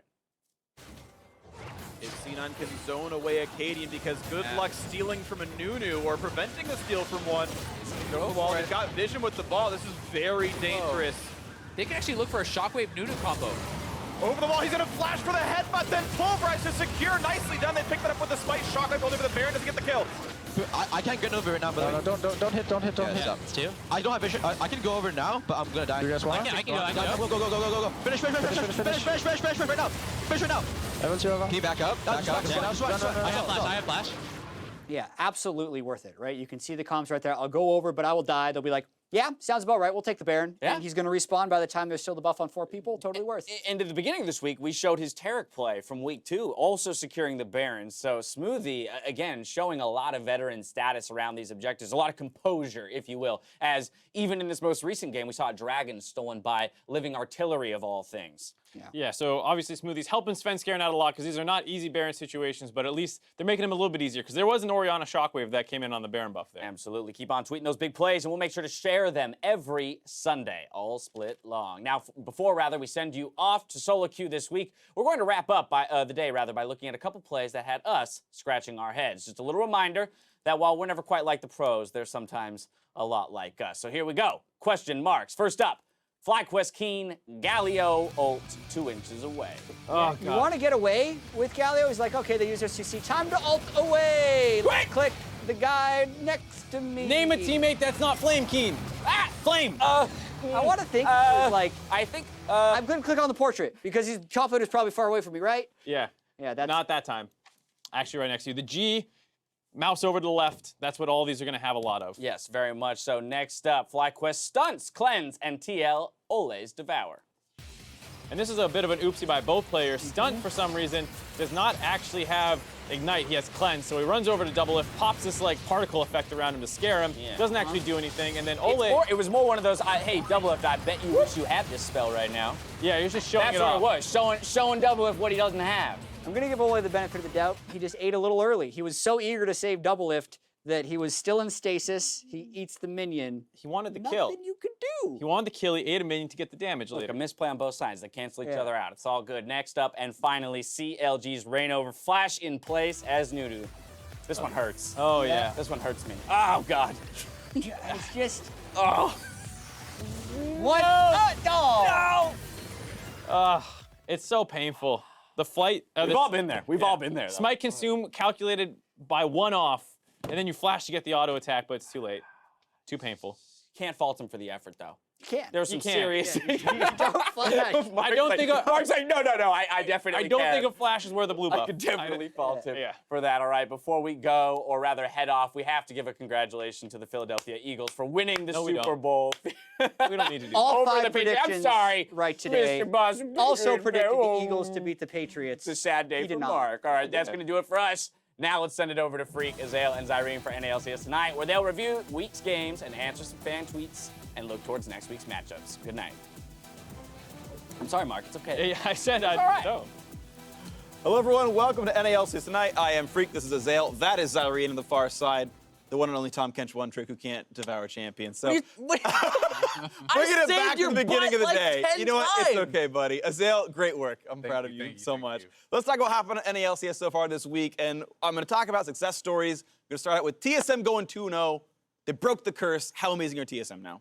I mean, I think about as amazing as they were, right? Like, honestly, yes, it's showing better on stage, but this is a team, despite their record, people were still talking very positively about them, other coaches, other players, and even just watching them, it didn't really make sense that they were losing some of the games that they were. Yeah, they ended up playing a little bit slower this week, which was good for them, where they were like, okay, let's not get too ahead of ourselves. Because remember, they were 11,000 gold up versus Echo Fox, and they weren't able to close that game out. Here, they kind of got to the point where they were like, okay, we're ahead. Let's not do anything stupid at this point and try to close it out cleanly, which they were able to do against both 100 Thieves and Golden Guardians.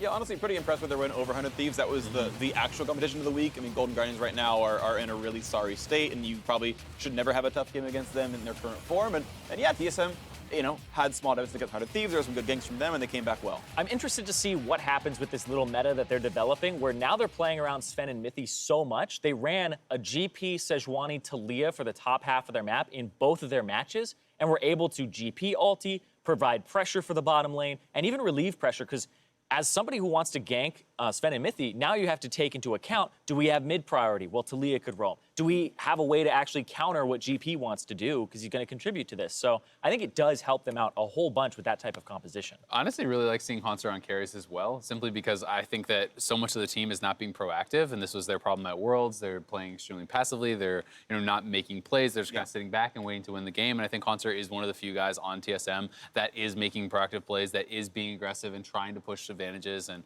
I like seeing him on Gangplank, and I like seeing him on carries in general because he's someone who can make stuff happen for the team. Yeah, so solid stuff there. Let's move on to the next team that went 2-0, Counter Logic Gaming. Up to a nice 2-0 for themselves as well, and finally going up in the standings. As soon as Jad abandons them, Yep. the faithful are rewarded.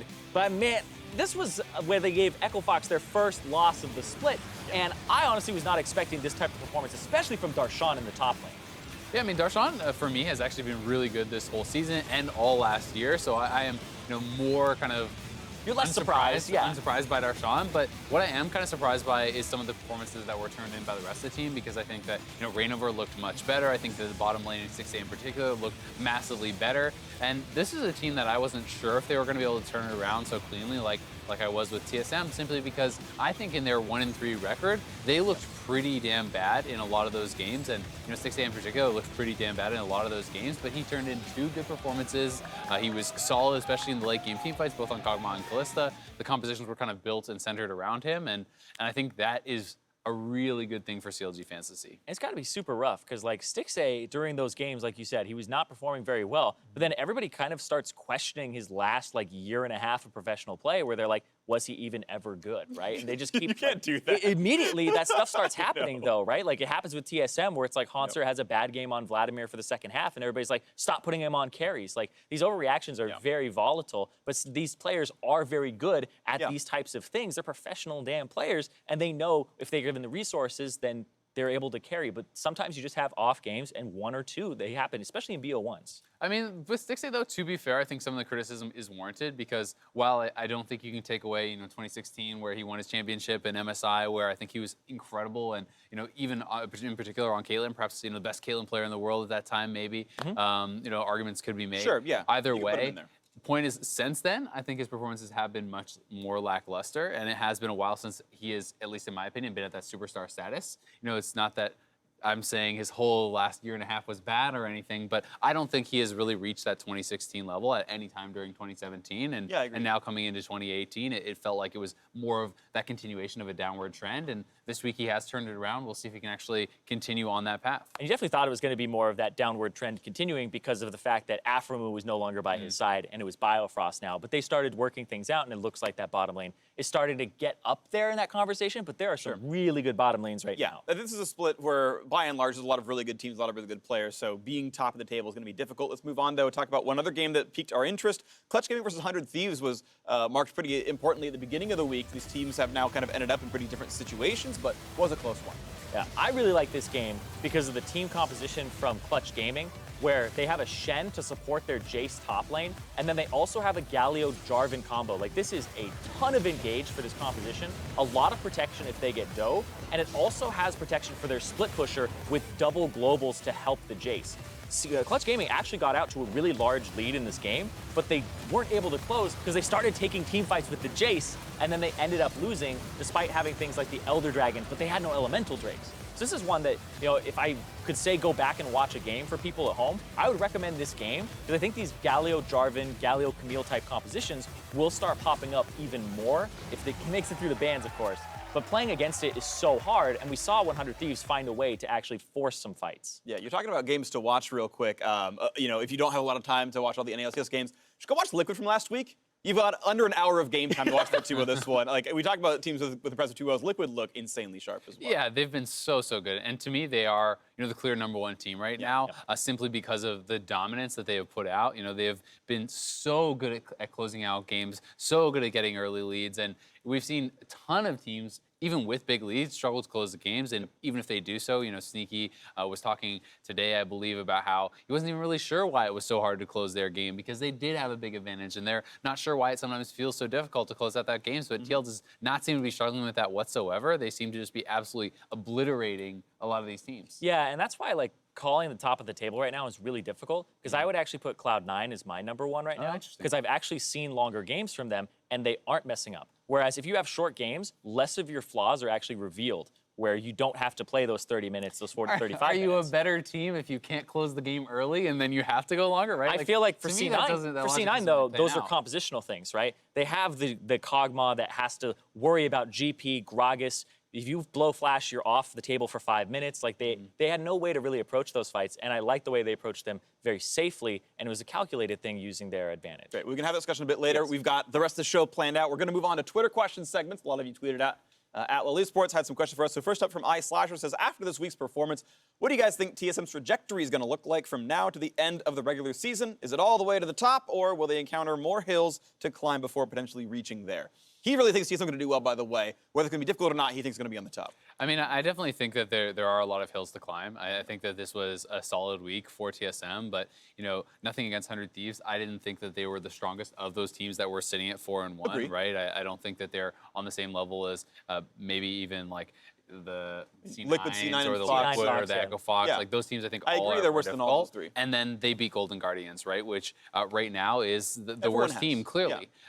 So I think there's still a lot more challenges to come for TSM. If they can start picking up consecutive wins against those sorts of teams, I think I will be buying in a lot more that they will have this smooth climb. I still think TSM will end at or near the top of the table. I just don't think it's going to be that easy, and I don't think it's going to be that easy for anyone this split because there's just too many good teams and too many good players. Speaking of ending at the top of the table, is that regular season or after playoffs? Because they have to make up games, obviously. So, like, is the regular season going to be so good they're getting a bye into playoffs? I certainly think it's possible. I mean, they're what, like 2-3 games behind the top They're of at the table? 3-3, and the high end is 5-1. Yeah, so really, I don't think that 2 games over the course of the next 6 weeks is that outlandish to make up. If you're in 5th place or whatever in week 8, yes, then you probably can't catch up. But we're 2 games behind, right? Yeah, and like we were saying, there's definitely going to be a lot of hills and kind of bumps for them to go over and kind of smooth out because the communication is still not 100% there for them. And they did start a little bit later in their practice from what we were hearing, right? Getting Sven and Mithy a little bit later. So we are seeing a little bit of what they would have looked like if they had had like 3 or 4 weeks of practice coming into it. So they are still ramping up, and I definitely think they're going to be climbing a bit higher, like you said, towards the top of the standings. Cool. Well, this segues into our next topic. We got another tweet from Luke Murphy who says, how accurately do you think the current standings in the NALCS represent what it will look like later on in the season? Let's say regular season, end of week 9 compared to now. How different do you think it's going to look? I actually think it is almost identical, except TSM would be a bit higher. Because we have TL, Echo Fox, and Cloud9 near the top. I think those are very definitively our 3 top teams. Yeah, plus those TSM in top 4 could for come sure. into that top 4. Then I think 100 Thieves, CLG, with Clutch, FlyQuest right out of playoffs, and Optic Golden Guardians, I think it is very similar to how I would power rank these teams. Yeah, I mean, I don't think there's going to be any massive changes. I'm pretty much in agreement. I think the bottom 3 teams are probably going to be the bottom 3 teams. Maybe there's some movement there with Clutch. I do think TSM will go up. I think CLG has potential to go up, but it's a shuffling of a couple spots. Yeah.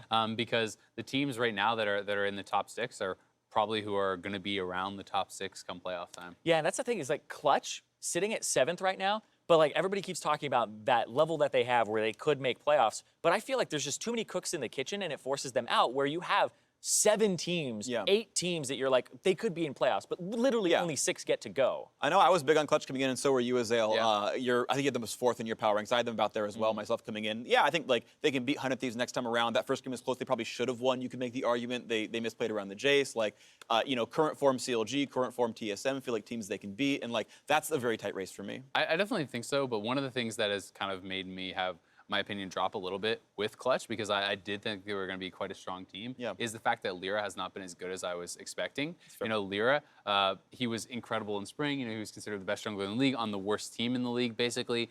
And now with these upgraded teammates, I was expecting him to shine even more, having this really strong solo lane, in the mid lane to go to, still having his bottom lane to work with, etc. But I don't think he has been super impressive. And if he's not kind of maintaining those levels, I don't really see them as that high of a team. Yeah, that's fair. Any other thoughts from you, Sarah? I just agree. I think that Lyra's strength is always kind of getting jungle advantages, and in a tank meta, it's not really something that he could really kind of leverage. Like, the Gragas is kind of the one that I remember him for, but I very distinctly remember his Nidalee play, his Elise play, right? Like, he was very good at skirmishing, and that's not really the meta right now. It's more like just vision for the early parts of the game, and then scale later, because I really remember those games where he'd get early advantages, and then it's like, well, he's carrying the game. He's got such a big gold advantage. Why aren't they winning off this? It's because those later game team fights where the team has to come together. Lyra, as the jungler, will have less impact in these later game fights. And it's more on Apollo and Featherthin and even Solo, right, to have those influences later. But it's just not happening right now. Okay, well, let's move forward to the next one. MPG222 says, how much is the meta influenced by a few great players establishing specific counters in the early weeks of a patch? And I'll extend this not to necessarily counters, but how much are trendsetters trendsetting? I think way too much. I think an enormous amount. I think that in general, there is a huge percentage, I would say like 90+% of pros, like across the world, it feels like just emulate as far as this is the pick that is good. Okay, Faker's playing this, that's what I will now practice. Okay, Bjergsen's playing this is what I will now practice. Smeb He's going to do this. That's Yeah, I what was I'm like, gonna I don't do. know if you take your cues from FLICKR right now. FLICKR is still great. For the first 6 years, you definitely He's will. just 1v9. But anyway, Yeah, that's a yeah, different okay. topic. But regardless, I just think that people are, because there's a limited amount of scrims, because there's a limited amount of practice time, people are caught up in this idea that you have to be, you can't be wasting current. time playing other things. So they just copy whatever is meta, they practice that, and that's what they do. And I think there is another factor in there too, is it can't consume too much of your time, or else we'd be seeing Lucian into Gangplank every time,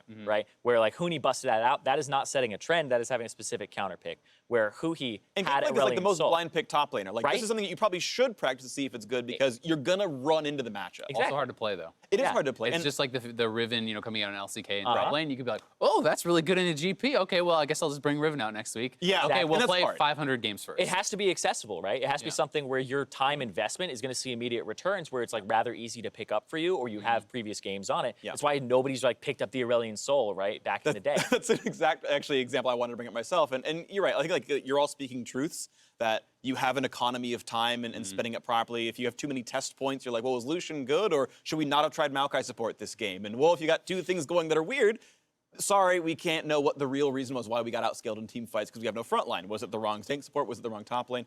But I think there is a certain degree where it's a bit unforgivable. My favorite story of this is Aurelion Sol MSI, where Xiaohu said he never even played Aurelion Sol, didn't know what he did. It's like, you're a professional mid laner, and Aurelion Sol's in the tournament you're playing. How do you not know the champion's abilities? And maybe that's a misquoted interview, maybe that's It's misattributed, really common. but it's really common. Yeah. I mean, from what can I tell. remember, I want to say this was in NALCS playoffs last year when an Urgot came out and hearing, the team did not even know what the abilities that the Urgot used were. Like, they were trying to figure it out during the game. They're like, well, I know he does this. It seems familiar, yeah. I think he has a flip.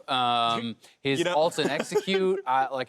Hearing these kind If of only things. there was like a video resource that like went on the League of Legends YouTube that spotlighted the champions and what their abilities were.